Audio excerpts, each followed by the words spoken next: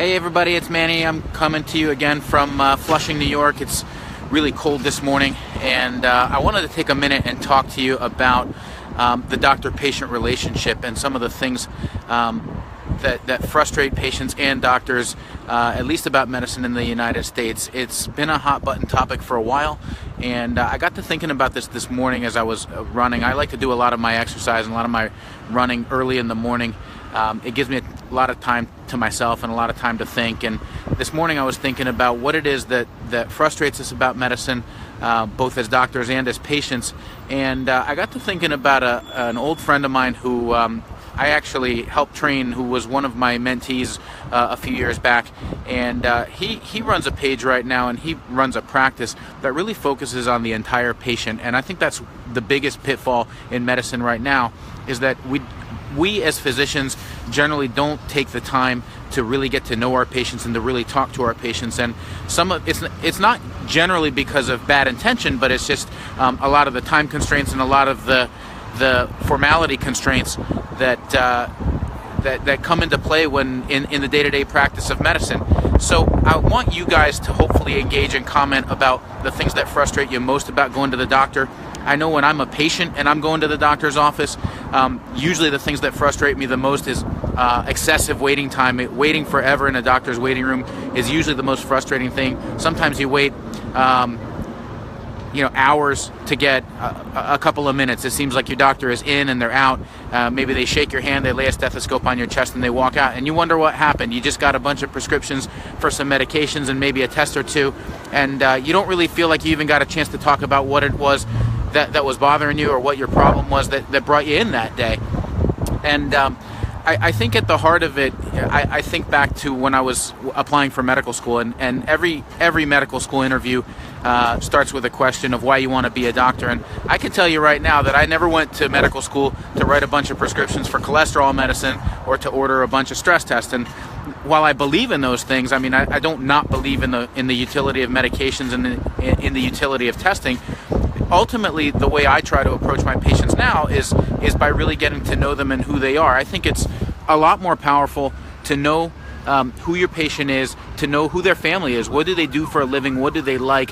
You really kind of have to know the whole person to understand what their problems are.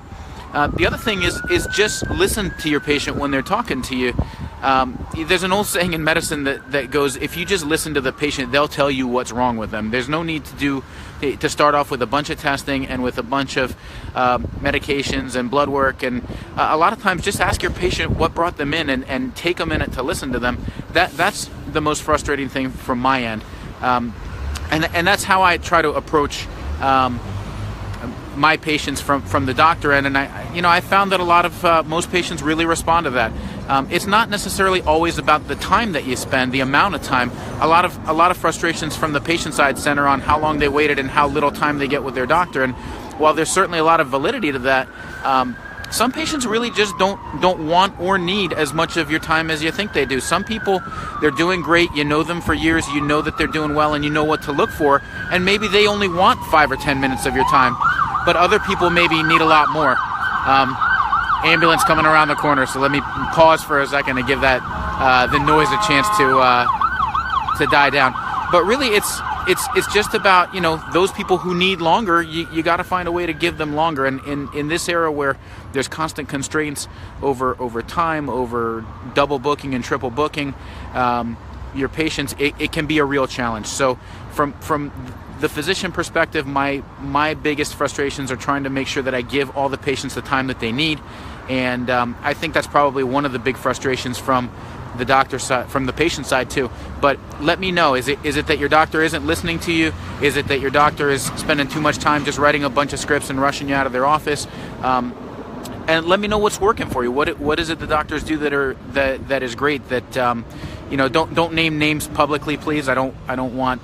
This is not a bashing session for individual physicians, but let me know what's working for you. Let me know what's not working for you, because there's no question that there's a lot of issues with the medical system in this country. And if you're watching from another country, let me know where you're watching from, and let me know what maybe is working or doesn't work so well in whatever country you live in. So I'm going to kind of cut this off here. I look forward to engaging you guys because I'm sure that this is a topic that gets a lot of people riled up and it gets a lot of people frustrated. So I want to know what it is about medicine that frustrates you. I hope you'll comment where you're watching from, and I hope that you will share this with other people, because I think the more that this kind of stuff gets shared, then hopefully the more conversation and engagement we can get started. And that's a big part of fixing a lot of the problems that we got, is if we just take a minute and talk about what the actual problems are. So I'm going to get inside because it's really cold outside in Flushing today. It's in the mid-20s. And but I thank you guys as always for watching, and I look forward to engaging with you. Have a great day, everybody.